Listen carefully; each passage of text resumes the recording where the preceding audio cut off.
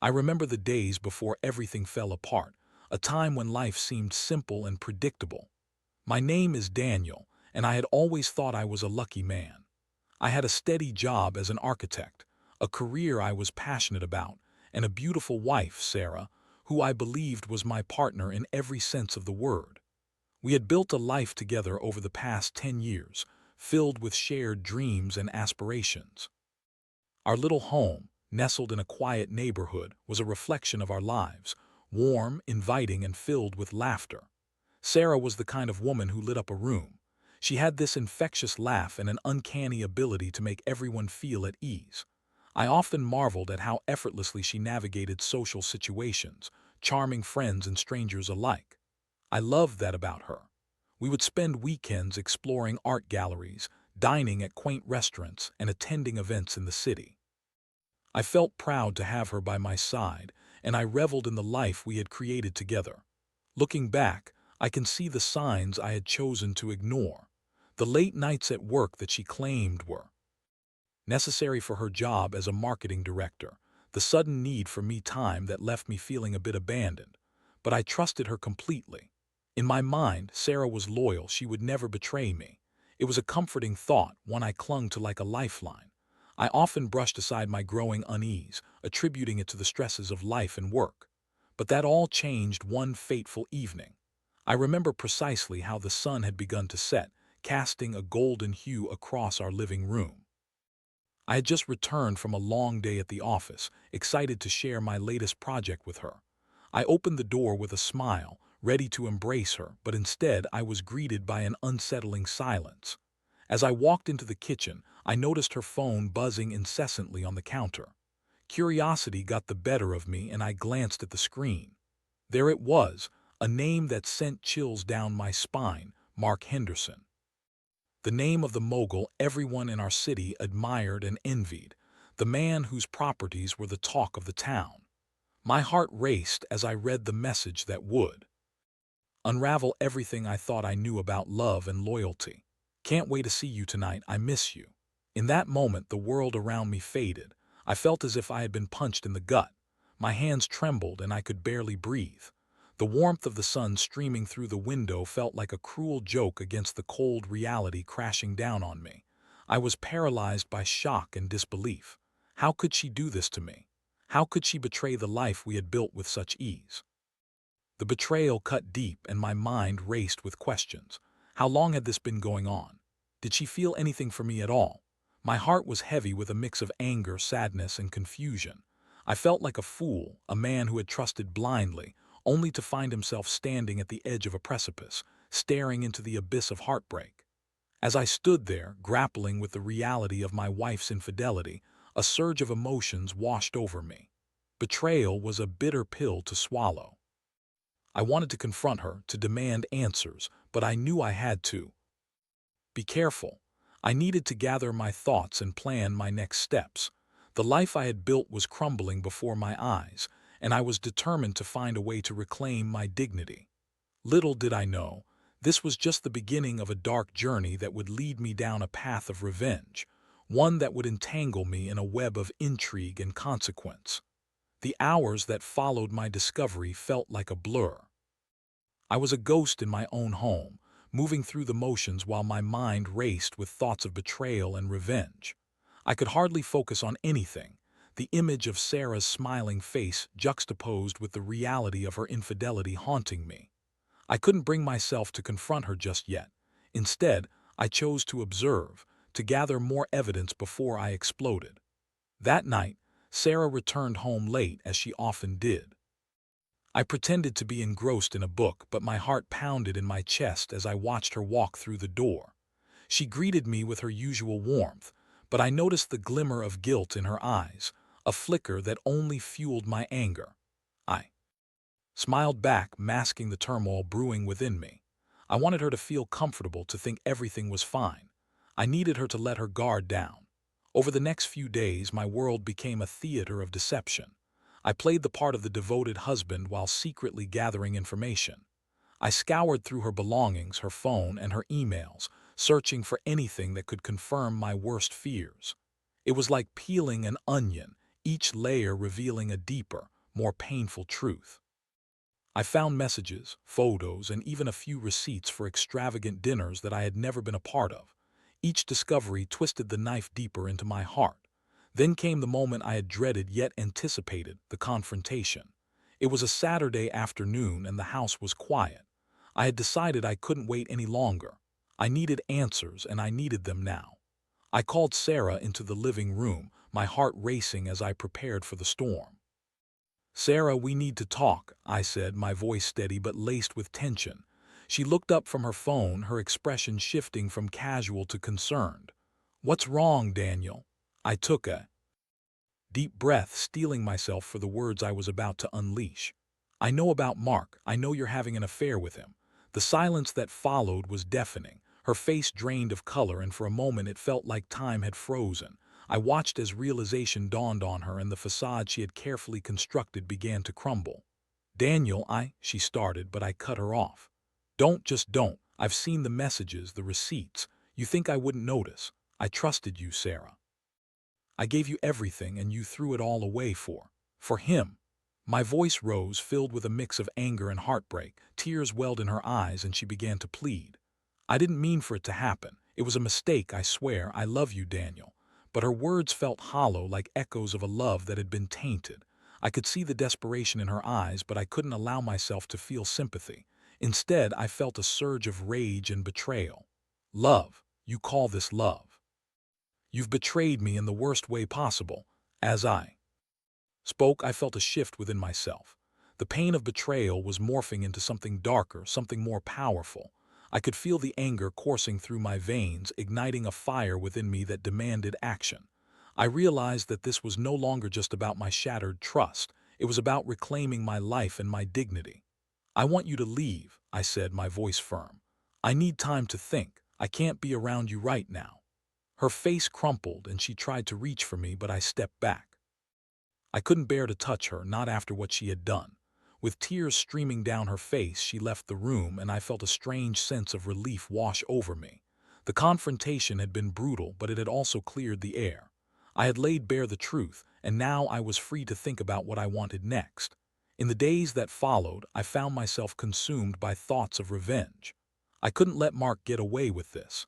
He had taken my wife, my trust, and my happiness.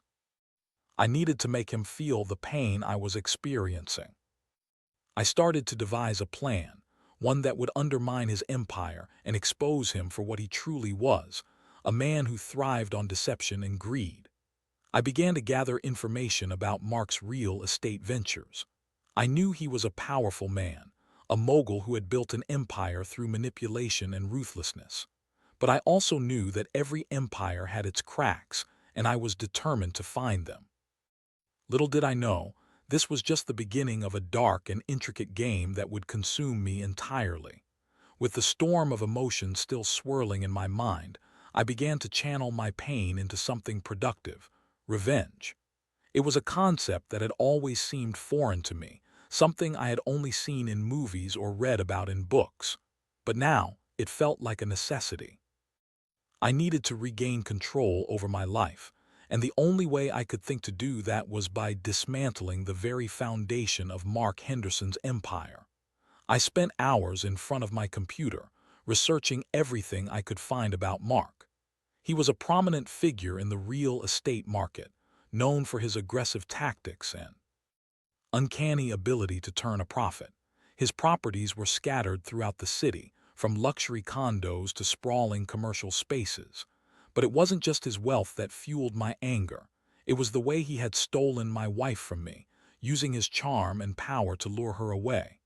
I needed to make him pay for what he had done. As I delved deeper into his world, I discovered that Mark had a few skeletons in his closet. Rumors swirled about his business practices, whispers of shady dealings and underhanded tactics that had helped him rise to the top. I knew that if I could expose these secrets, I could not only hurt him financially but also tarnish his reputation. It was a risk, but one I was willing to take. I started to formulate a plan. The first step was to gather evidence of Mark's questionable activities. I reached out to a few contacts from my days in the architectural field, people who might have insights into his projects. I learned about a few properties he had acquired under dubious circumstances, properties that had been undervalued due to zoning issues or environmental concerns. I made a mental note of these properties and began to devise a strategy to exploit them. But I needed more than just rumors. I needed hard evidence. I considered going undercover, posing as a potential investor in one of his developments. I could gain access to meetings, documents, and perhaps even witness firsthand the lengths he would go to secure a deal. The thought thrilled me and terrified me at the same time. I was stepping into a world that was foreign to me, a world filled with power plays and deceit. I also began to think about how to spread the word about Mark's shady dealings. I had connections in the media, friends who worked as journalists and could be persuaded to look into his business practices. It wouldn't take much to plant a seed of doubt in their minds, and once the rumors started to circulate, Mark's empire could begin to crumble. The more I planned, the more I felt a sense of purpose. This was no longer just about revenge. It was about reclaiming my identity and showing Sarah and Mark that I would not be a victim. I was a man scorned, and I would fight back with everything I had. As I sat in my small home office, surrounded by notes and printouts, I felt a sense of clarity wash over me.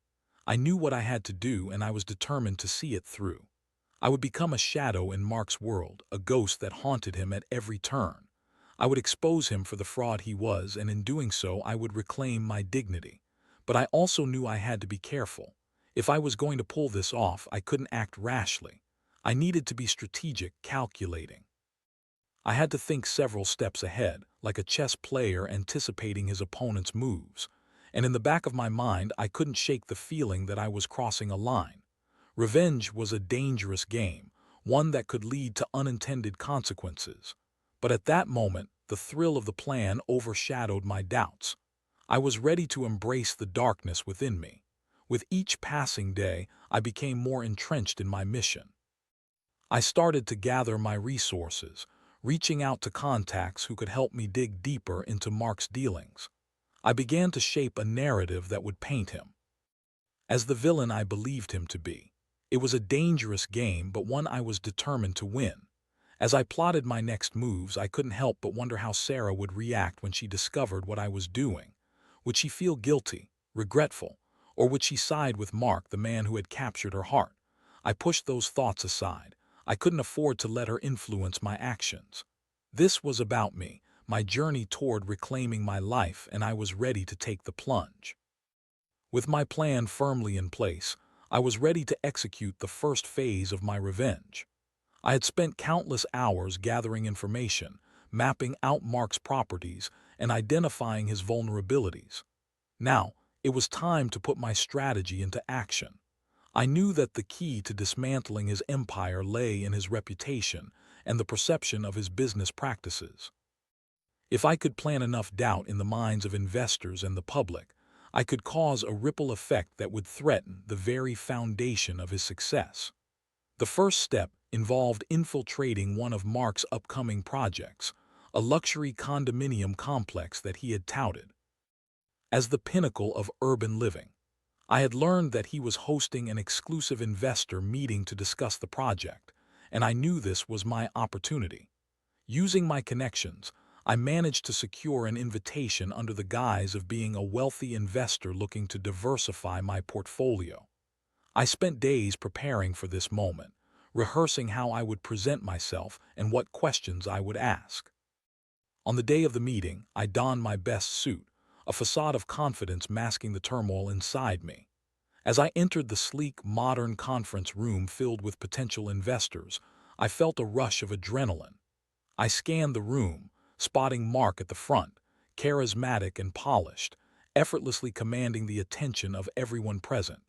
He was the very image of success, and it sickened me to think of how he had built that image on the ashes of my marriage. The presentation began, and I listened intently as Mark showcased his vision for the condominium. He spoke of luxury amenities, breathtaking views, and the booming market. I played my part, nodding along, asking the occasional question to maintain my cover. But beneath my composed exterior, I was biting. my time waiting for the right moment to strike. As the meeting progressed, I seized an opportunity to probe deeper. What measures have you taken to ensure that the environmental concerns regarding this site are addressed? I asked, feigning concern. The room fell silent, and Mark's confident demeanor faltered for just a moment. I could see the flicker of annoyance in his eyes, but he quickly masked it with a practiced smile. Of course, we take environmental regulations very seriously, he replied smoothly, but I could sense the tension in his voice. We've conducted extensive studies and have plans in place to mitigate any potential issues. I pressed further, planting seeds of doubt. There have been rumors about past projects facing scrutiny due to environmental violations. How can investors be assured that this project won't face similar challenges? Mark's expression hardened, and I could see him grappling with the implications of my questions. I knew I had struck a nerve, and I relished the discomfort I was causing. As the meeting drew to a close, I felt a sense of triumph. I had planted the first seeds of doubt, and I was determined to watch them grow. Over the next few weeks, I continued my campaign of sabotage. I reached out to journalists I knew, planting tips about Mark's dubious business practices. I shared the rumors I had uncovered, subtly suggesting they investigate further. I crafted anonymous emails filled with allegations of environmental neglect and unethical dealings, ensuring that the whispers surrounding Mark's projects grew louder. As the media began to pick up on the stories, I watched from the shadows as Mark's carefully constructed image began to crack. Investors grew wary, and I could see the unease ripple through his company. It was exhilarating to witness the fallout of my actions. I felt a sense of power that I hadn't experienced in years, a feeling that I was finally taking control of my life. But as I reveled in my successes, I also faced challenges. Mark was not a man who would go down without a fight. He hired public relations firms to counter the negative press, and I could see him working tirelessly to salvage his reputation. I knew I had to escalate my efforts if I wanted to truly undermine him. I began to dig deeper into his financial dealings, searching for any irregularities that could be exploited. I contacted former employees and business partners, gathering information that could serve as ammunition against him. Each piece of evidence I uncovered felt like a victory, a step closer to dismantling the empire that had stolen my wife and shattered my trust. One evening, as I sifted through documents I had managed to obtain from a contact at a local real estate firm, I stumbled upon something significant: financial discrepancies in one of Mark's recent developments. It appeared that he had been inflating the costs and pocketing the difference, a clear violation of ethical standards. My heart raced as I realized the potential of this discovery. This was the leverage I needed to strike a decisive blow. I knew that if I could expose this information to the right people, investors, journalists, perhaps even regulatory bodies, I could bring Mark to his knees. The thought sent a thrill through me.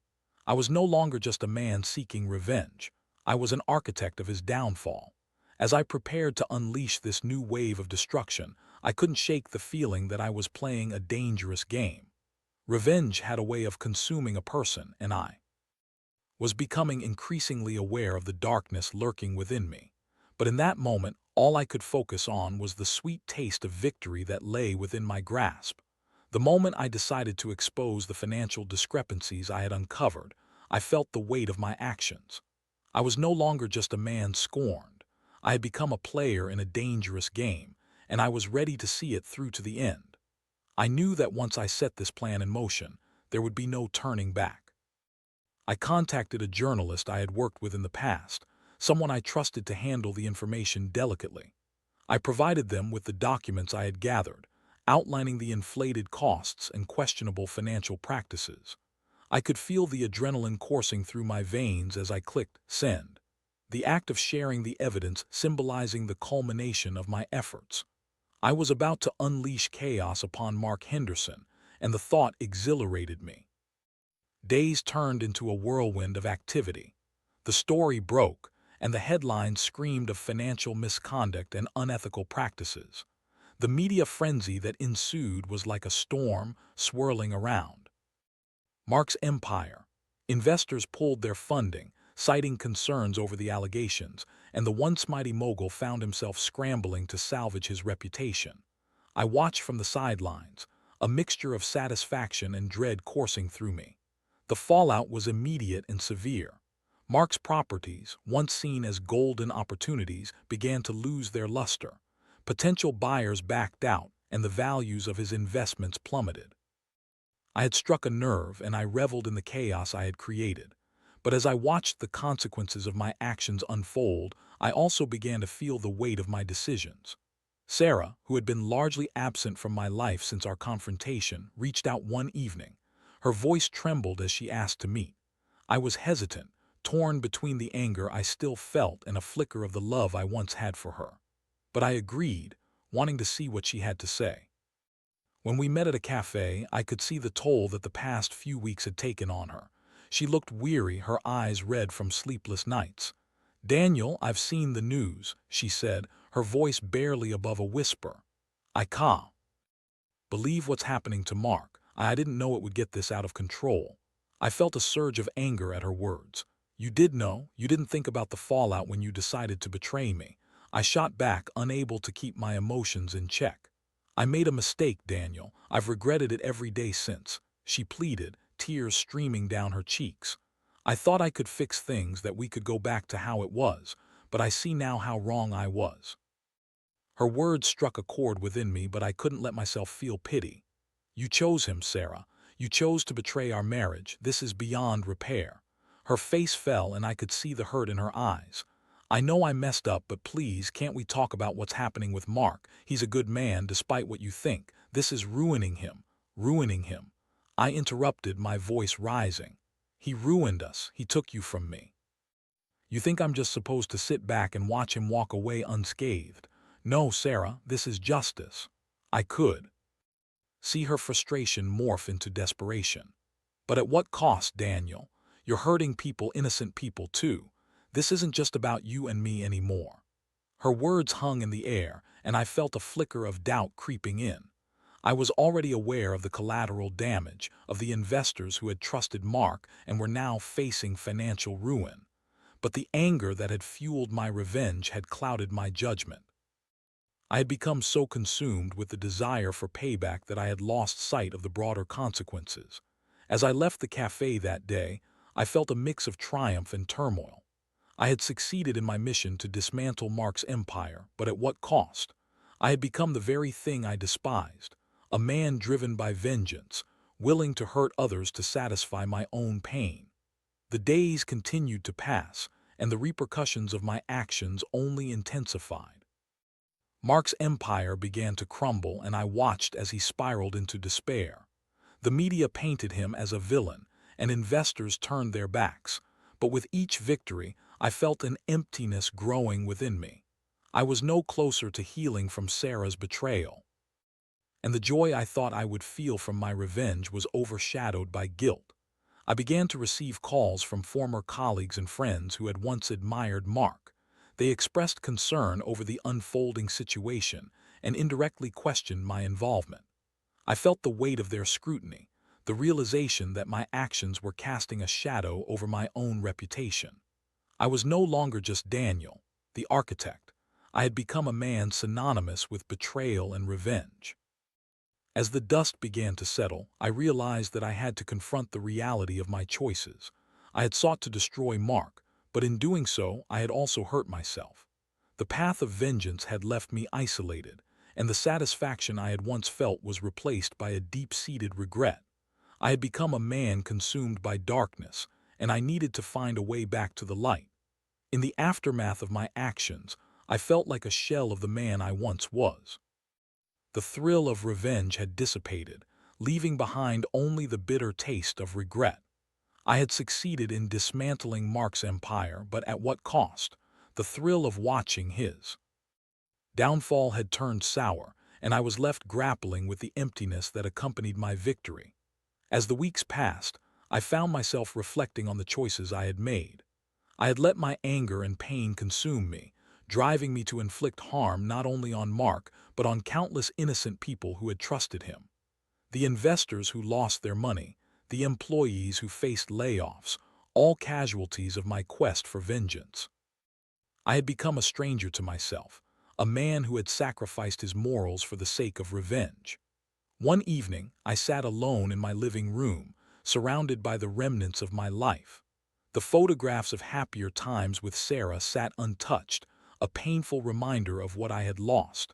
I thought about the conversations we had shared, the dreams we had built together, and how quickly everything had unraveled. I realized that I had allowed my desire for revenge to blind me to the possibility of healing and forgiveness. It was time to confront my demons. I reached out to a therapist, someone who could help me process the emotions I had buried beneath layers of anger. I needed to understand why I had chosen this path and how I could begin to heal. It was a difficult step, but I knew it was necessary. I couldn't continue living in the shadow of my past. In therapy, I began to unravel the complex emotions that had driven my actions. I spoke about my feelings of betrayal, my anger toward Sarah, and my obsession with revenge. I realized that my desire to hurt Mark had stemmed from a place of deep pain, a need to reclaim my sense of power after feeling so powerless in my marriage. But I also learned that revenge would never fill the void left by Sarah's betrayal. It had only deepened my sense of isolation. As I began to heal, I also found myself confronting Sarah again. We met several times, each time with the intention of finding closure. She expressed her remorse, her regret for the pain she had caused, and I slowly began to understand her perspective. Our conversations were fraught with tension, but they also offered glimpses of hope. I realized that while I could never forget what had happened, I could choose to forgive, not for her sake but for my own. Forgiveness was not an easy road. I struggled with the notion that it meant excusing her actions, but I soon learned that forgiveness was about releasing the hold of anger and resentment that had taken root in my heart. It was a way to reclaim my life, to let go of the darkness that had consumed me. As I worked through my feelings, I also began to reassess my relationship with my career. I had poured myself into my work as a means of escape, but I realized I needed to reconnect with my passion for architecture, not as a tool for revenge, but as a way to rebuild my future. I started taking on new projects, focusing on designs that would positively impact the community. I wanted to create spaces that brought people together rather than tear them apart. In time, I found a sense of peace. I learned to embrace the complexity of love and trust, recognizing that they were intertwined with vulnerability and risk. I understood that life was not about seeking revenge, but about finding ways to heal and grow. As for Mark, I had heard through the grapevine that he was slowly rebuilding his reputation. The media frenzy had subsided, and he was working to regain the trust of investors. Part of me felt a sense of satisfaction in knowing that my actions had led to consequences for him, but I also realized that I no longer wished him ill. He was a man who had made mistakes, just like I had. In the end, I learned that revenge may provide a momentary thrill, but it comes at a profound cost. The journey I had taken taught me valuable lessons about love, trust, and the importance of forgiveness. I emerged from the darkness not as a man seeking vengeance, but as someone who had found a way to reclaim his life, his passions, and his sense of self. As I stood in my newly designed office, surrounded by blueprints and sketches, I felt a renewed sense of purpose. I was ready to embrace the future, to build a life that reflected who I truly was, a man capable of love, resilience, and ultimately, forgiveness. And with that realization, I knew I could finally move on.